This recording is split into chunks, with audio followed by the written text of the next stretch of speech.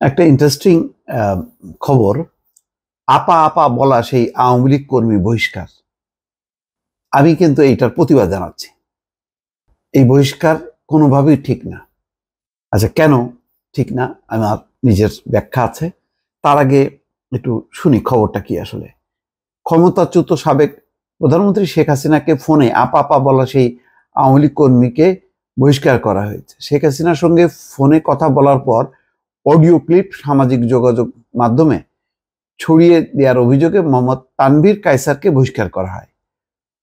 অর্থাৎ শেখ হাসিনার সঙ্গে 8 মিনিট প্লাস যে কথোপকথন হয়েছে সেটা সে ছড়া দিছে, মনে করছে যে নেত্রীর সাথে তার কথা হয়েছে, এটা মানে যদি প্রচার হয় এটা সে আরো সম্মানিত হবে। তিনি যুক্তরাষ্ট্রের নিউ ইয়র্ক মহানগর আওয়ামী লীগের জ্যাকসন হাইটস ইউনিট কমিটির সাধারণ সম্পাদক ছিলেন। চিন্তা করেন, মানে জ্যাকসন হাইটের আবার ইউনিটও আছে। যে এই সমস্ত ইউনিটের কাজটা কি? এটা আরেক বিতর্ক। এখন এতে আসি যে কেন, কি কারণে বহিষ্কার করা হলো। নিউ ইয়র্ক মহানগর আওয়ামী লীগ সভাপতি রফিকুর রহমান মঙ্গলবার একটি লিখিত আদেশে মোহাম্মদ তানভীর কায়সারকে বহিষ্কার করেন। ওই বহিষ্কারাদেশ উল্লেখ করা হয়, বারবার সতর্ক করা সত্ত্বেও তানভীর কায়সার দলের নীতি, আদর্শ, চেতনা ও মূল্যবোধ বিরোধী কর্মকাণ্ডে লিপ্ত থাকায় তাকে দলীয় সিদ্ধান্তে বহিষ্কারের সিদ্ধান্ত নেওয়া হয়। রফিকুর রহমান জানান, গত 12ই সেপ্টেম্বর সাবেক প্রধানমন্ত্রী শেখ হাসিনার সঙ্গে ফোনালাপের পর তানভীর কায়সার সেই অডিও ক্লিপ সামাজিক যোগাযোগ মাধ্যমে ছড়িয়ে দিয়ে দলের সভাপতি ও প্রধানমন্ত্রী শেখ হাসিনাকে হেয় করেছেন। একজন দলীয় কর্মী হিসেবে এমন অপরাধমূলক কর্মকাণ্ডে জড়িত ব্যক্তি দলে থাকার অধিকার নেই। তাই গত সোমবার নিউ ইয়র্ক মহানগর আওয়ামী লীগের নেতা কর্মীদের সিদ্ধান্তে তাকে বহিষ্কার করা হয়। আচ্ছা, জানা যায় তিনি নিজেই আওয়ামী লীগের হাতে নির্যাতিত দাবি করে যুক্তরাষ্ট্রের রাজনৈতিক আশ্রয় নিয়েছেন। তানভীর কায়সার 1919 সালের 4 জুন লস অ্যাঞ্জেলস হয়ে ভ্রমণ ভিসায় যুক্তরাষ্ট্রে ঢোকেন। কিন্তু যুক্তরাষ্ট্রে ঢোকার পর বাংলাদেশে তিনি আওয়ামী লীগ দ্বারা নির্যাতিত বলে দাবি করে নিজের নিরাপত্তা চান। পরে 2020 সালে 7ই মে দেশটিতে রাজনৈতিক আশ্রয়ের আবেদন করেন। এরপর 2021 সালের 24শে জানুয়ারি তার বাংলাদেশি পাসপোর্টের মেয়াদ শেষ হয়ে গেছে বলেও জানা গেছে। যাই হোক, এসব ফিরিস্তির দরকার নেই। কিন্তু আমার কথা হলো যে এই যে কায়সার, তানভীর কায়সার অন্যায়টা কি করলো? 8 মিনিট প্লাস যে ফোনালাপে সম্ভবত অনেকে এখন কাউন্টডাউন করে দেখছে যে 147 বার বা 57 বার তিনি আপা আপা বলছে। তো পুরো আওয়ামী লীগ তো এটাই শিখাইছে। আচ্ছা, তানভীর কায়সার নাই ভুল করছে, তো কারণ আপা আপা বলে এই ধরনের এটা নিয়ে অনেকে ট্রল করতেছে। এটা দেখলাম ফেসবুক খুললেই শুধু নানান রকম ভাবে, মানে কেউ সীমান্তের পারে যে শুটিং করতেছে যে আপা আপা আসেন চট করে, হ্যাঁ আমরা অপেক্ষা করতেছি। তারপরে নানা রকম গান হচ্ছে, বাজনা হচ্ছে, মানে এলেই কাণ্ড কারখানা পুরো, মানে একটা বিনোদনে একদম সয়লাভ হয়ে গেছে। মানে এটার কোনো, শেখ হাসিনার এই আলোচনার কোনো গুরুত্ব নেই, বরং এটা নিয়ে মজা নিচ্ছে সবাই।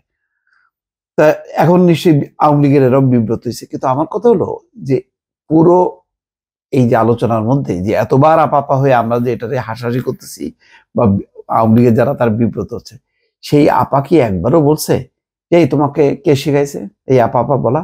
আপা বলতেছে কেন বারবার? তুমি শুরুতে একবার বলবা, লাস্টে বলবা, মাঝখানে তুমি তোমার বক্তব্য দিবা। তুমি এটা কি ধরনের, কে শিখাইছে তোমাকে? দেখেন, শেখ হাসিনা এই পর্যায়ের এদের সাথে 8 মিনিট প্লাস কথা বলে, সেই মানেন না, তারপরে বলতেছে, মানে কোথায় নামছে? তো তার যে এত নেতা মন্ত্রীরা বিদেশে যে পালায় গেল, ওরা কই? ওদের সাথে কথা বলে না কেন? এদের সাথে কথা বলতে হচ্ছে কেন? আচ্ছা ঠিক আছে, কথা বলতে পারে, তিনি কর্মী বান্ধব, বুঝলাম, কিন্তু কেমন কর্মী পয়দা করছে বুঝছেন? উনি এরকমই চান। একবারও কিন্তু তিনি বিরক্ত হননি, খুশি হননি। কারণ উনি তো চান বিলাই কুত্তা টাইপের হবে তার কর্মীরা, তাদের আচরণ হবে তাই। আচ্ছা, ওনার টানাই ফাঁস হয়েছে।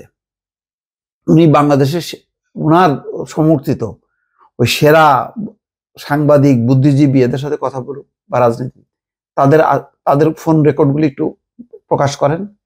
আমি তো কয়েকটা দেখলাম, তো উনি কথা বলতেছেন ওই যে সেই বরগুনা, তাদেরকে অ্যারেস্ট করছে, তো সেখানে কি সেই একইভাবে ঘরের মধ্যে স্লোগান দিতেছে, হ্যাঁ, যে শেখ হাসিনার সাথে আমরা আছি, শেখ হাসিনা ভয় নাই, রাজপথ ছাড়ি নাই। ঘরের মধ্যে ঢুকে বলতেছে যে শেখ হাসিনা ভয় নাই, রাজপথ ছাড়ি নাই। ওদের আচরণটা কি স্বাভাবিক মনে হয়েছে? আমার কাছে একটারও তো স্বাভাবিক মনে হয় না। ওখানেও তো সেই আপা আপা। তো এই সিনিয়র নেতা, জুনিয়র নেতা, পাতি নেতা, আদলি নেতা সবই তো সব আপা আপা। পুরো জিনিসটাই তো সে উনি একটা এরকম একটা তল্পি সাংবাদিক দিক একটা কি আচরণ করে। গণভবনের সাংবাদিকদের যে আচরণ সেটা আপা আপার থেকে কম নাকি? ওইগুলি নিয়ে ট্রল হয়নি? হয়েছে তো। তো ওই কারণে কি তারা সাংবাদিকতা থেকে বিরত থাকছে? কিভাবে প্রশ্ন করে, কিভাবে মানে কি বলে নাকুনি কাঁদুনি সেখানে তারা মানে আচরণগুলো বহিঃপ্রকাশগুলি ঘটায়, কি সম্বোধন করে, কিভাবে প্রশ্ন করে।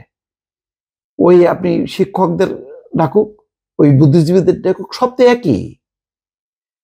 আমি তো আবারও বলি যে সে তো পয়দা করছে ওইভাবে কুত্তা বিলাইয়ের মতন করে সব এই তার সমর্থকদেরকে ইয়ে করছে। তো এতে তো মানে এত অসম্মানিত হলো কেন আজকে? মানে এটা কেউ ট্রল ট্রল যদি না করতো, মানে এটা নিয়ে কোনো কাহিনী না বানাইতো, আমার মনে হয় যে সে বহিষ্কার হইতো না।